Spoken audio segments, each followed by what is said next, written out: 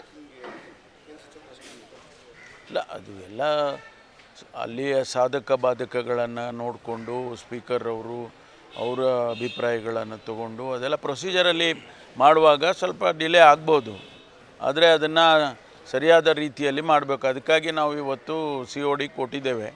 ತನಿಖೆ ಮಾಡಿ ಅದರಲ್ಲಿ ಏನಿದೆ, ಏನು ಸತ್ಯಾಸತ್ಯತೆಯನ್ನು ನೋಡಬೇಕಲ್ಲ. ಕೆಲವರು ಹೇಳ್ತಾರೆ ಈಗ ಅವ್ರು ಹೇಳಿದ್ದಾರೆ, ನಾನು ಆ ರೀತಿ ಹೇಳಲೇ ಇಲ್ಲ ಅಂತ ಹೇಳಿದ್ದಾರೆ ರವಿ ಅವರು.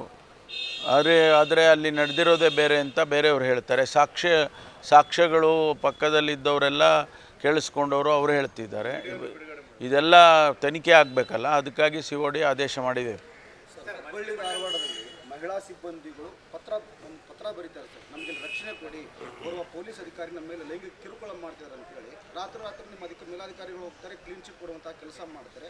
ನಂತರ ಅದೇ ಪೊಲೀಸ್ ಅಧಿಕಾರಿ ವಿರುದ್ಧ ಅಕ್ಟೋಬರಲ್ಲಿ ಅವರು ಮಹಿಳೆ ಪತ್ರ ಬರೀತಾಳೆ, ನನಗೆ ಲೈಂಗಿಕ ಕಿರುಕುಳ ಅದೇ ಬೇಕಾದಂಥ ದಾಖಲೆಗಳನ್ನ ಈಗಾಗಲೇ ಸಲ್ಲಿಕೆ ಮಾಡಿದ್ದೀನಿ, ಆದರೂ ನನಗೆ ನ್ಯಾಯ ಕೊಡಿಸ್ತಿಲ್ಲ ಅಂತ.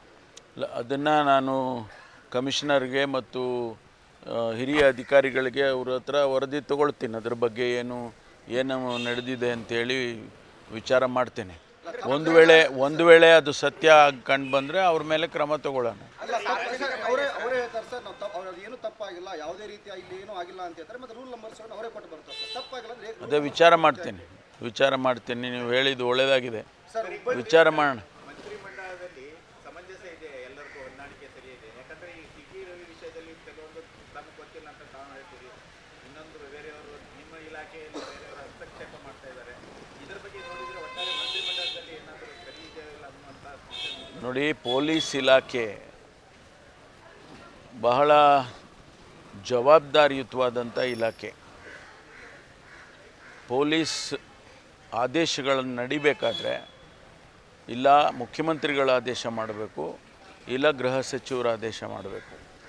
ಬೇರೆ ಯಾರೇ ಆದೇಶ ಮಾಡಿದರೂ ನಮ್ಮ ಅಧಿಕಾರಿಗಳು ಯಾರೂ ಕೂಡ ಆ ಆದೇಶಗಳನ್ನು ಪಾಲಿಸೋದಕ್ಕೆ ಹೋಗೋದಿಲ್ಲ.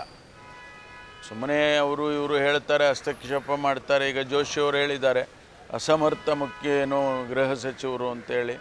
ಈ ರೀತಿ ಎಲ್ಲ ಹೇಳಿಕೆಗಳನ್ನ ಕೇಳ್ಕೊಂಡು ನಾವು ಇಲಾಖೆಗಳು ನಡೆಸೋದಿಲ್ಲ. ಕಾನೂನಿದೆ, ಆ ಕಾನೂನಿನ ಚೌಕಟ್ಟಿನಲ್ಲಿ ನಾವೇನು ನಡೆಸಬೇಕೋ ಅದನ್ನು ನಡೆಸ್ತೇವೆ. ಯಾವ ಅಸಮರ್ಥತೆ ಇದರಲ್ಲಿ ಯಾವುದೂ ಕಾಣೋದಿಲ್ಲ.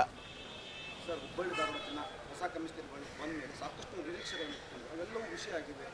ಮರಳು ಲಾರಿಗಳು ಎಚ್ಚೆತ್ತವಾಗಿ ಹೋರಾಡ್ತಿದ್ವಿ, ಇಸ್ಪೇಟ್ ಅಡ್ಡಿಗಳು, ಹವಾಲಾದಂದೆ ಯಾವುದೂ ಸಹ ಇಲ್ಲಿ ಅಂತ ನಾನು ಅದನ್ನೆಲ್ಲ ರಿವ್ಯೂ ಮಾಡ್ತೇನೆ. ಹಾಗಿದ್ರೂ ಬಂದಿದ್ದೇನಲ್ಲ, ನಾನು ರಿವ್ಯೂ ಮಾಡ್ತೇನೆ. ಅದರಲ್ಲೇನು ತಪ್ಪುಗಳು ಕಂಡು ಬಂದಿದ್ದರೆ ಅದನ್ನ ಸರಿ ಮಾಡೋಣ. Thank you sir. Thank you.